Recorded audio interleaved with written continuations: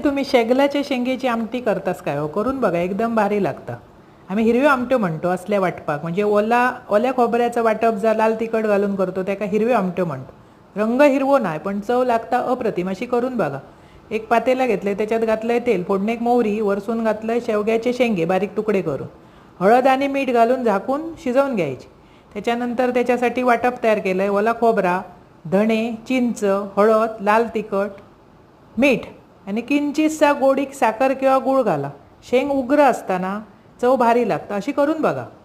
व्यवस्थित झाकून शेंग शिजली की त्याका वाटप लावायचं.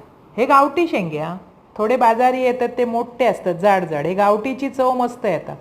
वरसून चवीपुरता मीठ, वाटपात पण घातलेला असा, शेंगेक पण घातलेला असा. बघून मीठ घाला. चविष्ट आमटी लागतात. ह्याच्यावर 4 घास जास्त जातात. अशी करा, खावा, आवडतली. नाही आवडल्या चॅनल सबस्क्राईब करा.